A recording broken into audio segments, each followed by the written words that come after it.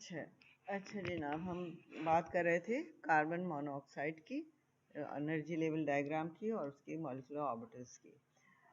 अब वही पहले चार बातें आ जाती हैं एलसीओ की: एनर्जी, एक्सेस, सिमेट्री और फिर इफेक्टिव कोलिजन।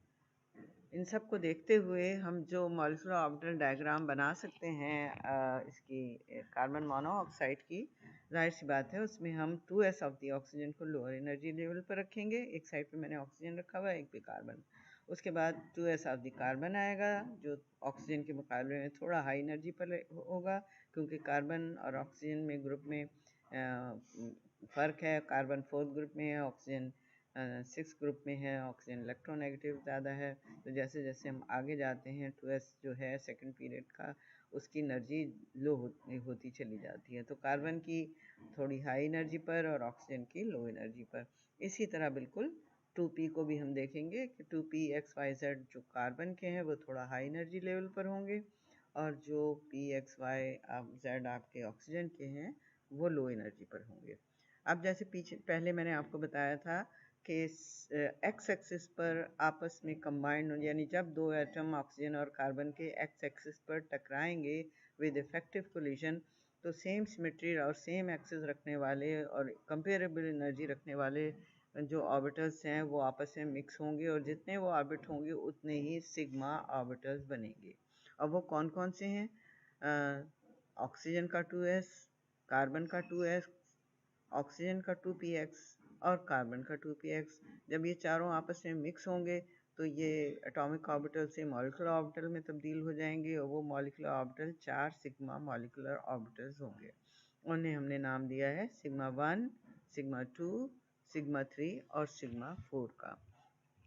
अब फिर जैसे मैंने पहले बताया था कि सिग्मा 1 सबसे लो एनर्जी पर होगा, वो हमने सबसे नीचे रख दिया, और सिग्मा 4 सबसे हाई एनर्जी पर होगा। इन दोनों के बीच में ही सारे ऑर्बिटल्स अरेंज होंगे।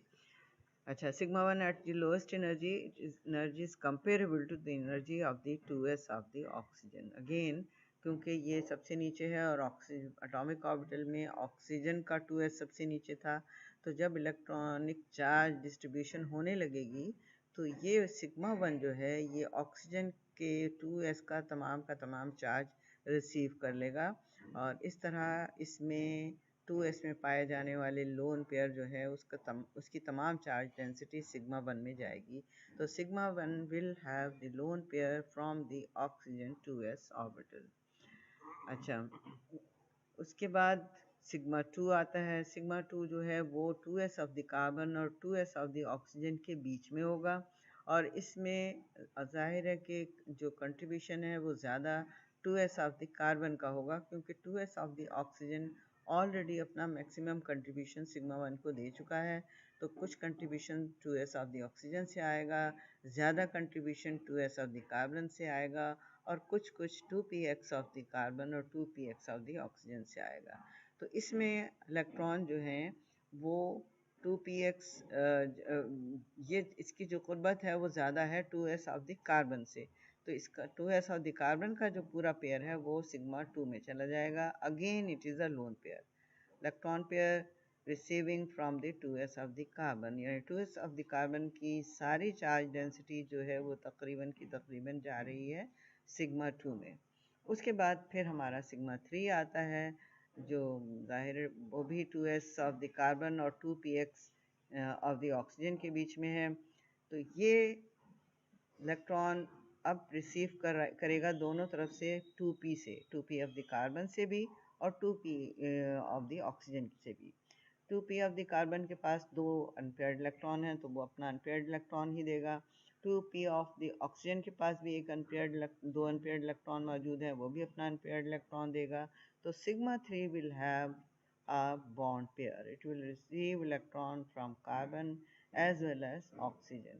Sigma 1 lone pair, sigma 2 lone pair and sigma 3 is the bond pair. sigma 1 जो lone pair है वो ऑक्सीजन का है, सिग्मा 2 जो लोन पेयर है वो कार्बन का है, और सिग्मा 3 के पास कार्बन और ऑक्सीजन दोनों के px ऑर्बिटल से इलेक्ट्रॉन आ गया।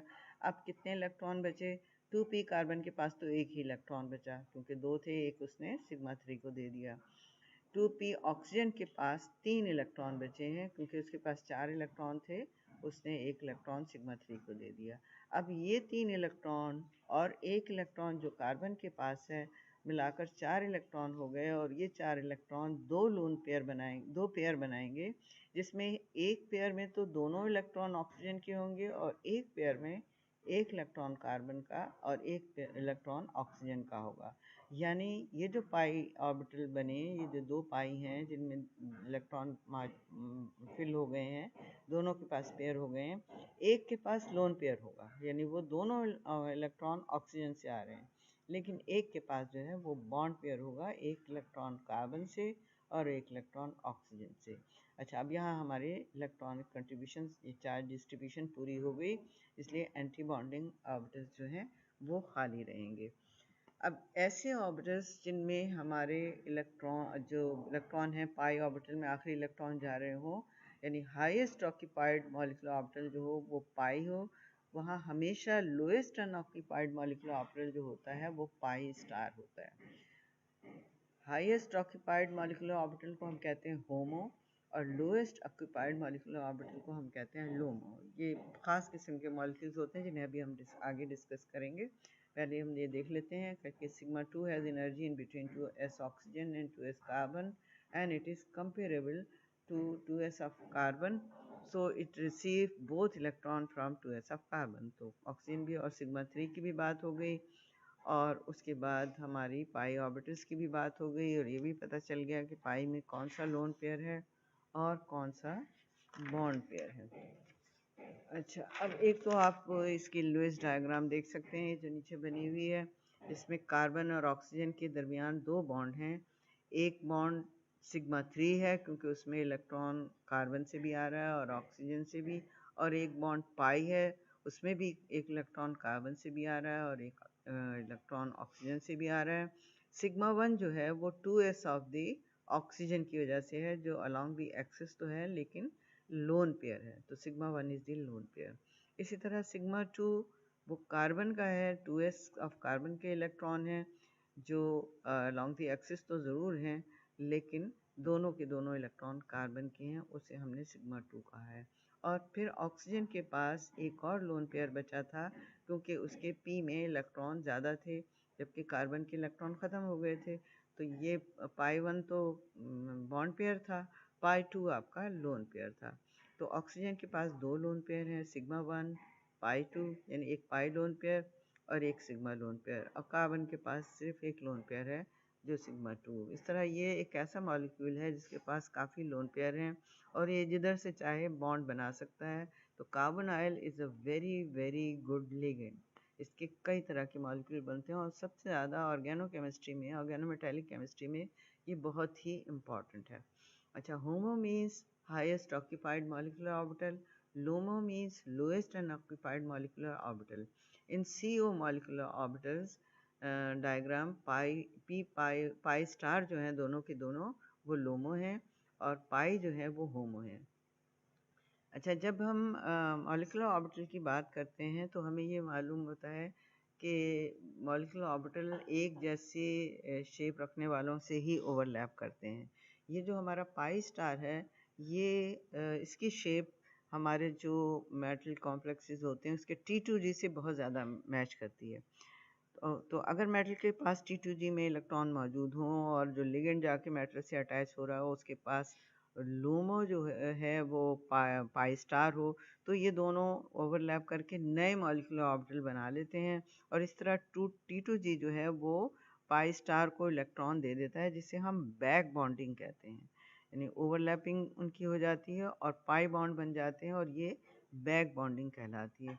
लेकिन इसके साथ ही जो लोन पेयर पाई है, लोन पेयर अगर अगर लिगेंड को वो भी अपना लोन पेयर देके एक पाई बॉन्ड बना सकता है, यानी कार्बोनाइल आपका बैक बॉन्ड भी बना सकता है पाई और फॉरवर्ड बॉन्ड भी बना सकता है पाई।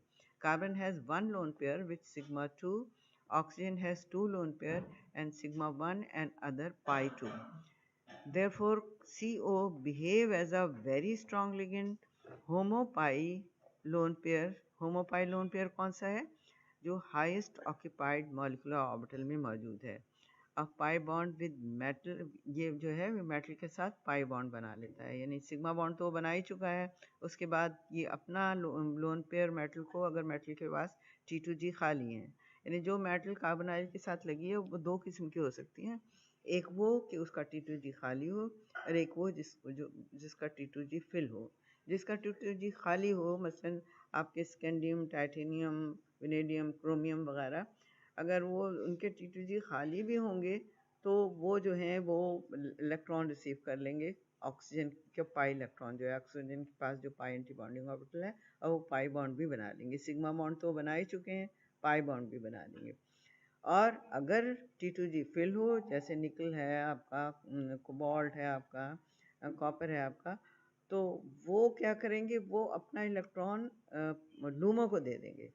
यानी जब भी कार्बोनाइल मेटल के साथ बॉन्ड बनाएगा वो पाई बॉन्ड बना सकता है, चाहे वो होमो के ज़रिए बनाए। जब वो होमो के ज़रिए बनाएगा तो वो लोन पेयर मेटल के T2G को देगा जो खाली होगा, और अगर वो लूमो के ज़रिए बनाएगा तो वो मेटल से इलेक्ट्रॉन लेगा, जिसे हम बैक बॉन्डिंग कहते हैं, और अपने पाई स्टार को फिल कर लेगा। इस वजह से carbonyl is a very very good ligand, और इतना स्ट्रॉन्ग लिगेंड है कि अक्सर मेटल जो हैं वो अगर ज़ीरो स्टेट में हो तब भी वो कॉम्प्लेक्स बना लेता है। यानी निकल ज़ीरो स्टेट में है तब भी वो कार्बोनाइल के साथ कॉम्प्लेक्स बना लेंगी, और ये इसको ऑर्गेनोमेटेलिक केमिस्ट्री में बहुत ही अहमियत हासिल है। तो ये आपके हो गई पूरी मॉलिक्यूलर ऑर्बिटल थ्योरी। इसमें एक चीज़ मैं आपको बता दूं, बल्कि बाद में मैं थोड़ा आपको दे भी दूंगी, कि इसमें रीजनिंग बहुत सारी हैं जो पूछी जा सकती हैं। मैंने आपको यहाँ पर बहुत सारी बातें बताई थी कि हाइड्रोजन H2 मॉलिक्यूल का प्लस और माइनस दोनों 0.5 बॉन्ड ऑर्डर रखते हैं, लेकिन फिर भी प्लस ज़्यादा स्टेबल है। क्यों? मैंने ये भी बताया था कि नाइट्रोजन क्यों इनर्ट गैस के तौर पर बिहेव करता है। मैंने ये भी बताया कि अगर आप हीलियम लो एनर्जी पर है तो बॉन्ड कौन सा बनेगा, अगर हाइड्रोजन लो एनर्जी पर है तो कौन सा बॉन्ड बनेगा। इसी तरह यहाँ कार्बोनाइल में भी आपकी बहुत सारी रीजनिंग आती हैं। तो इन सब की कुछ रीजनिंग मैं इंशाल्लाह आपको लिख के दे दूँगी, उसको आप लोग, और पीछे भी जो चीज़ें हैं उसमें से भी कुछ सवाल आता मैं आपको बता दूँगी। और ये आपका इनऑर्गेनिक केमिस्ट्री का कोर्स ख़त्म हो गया।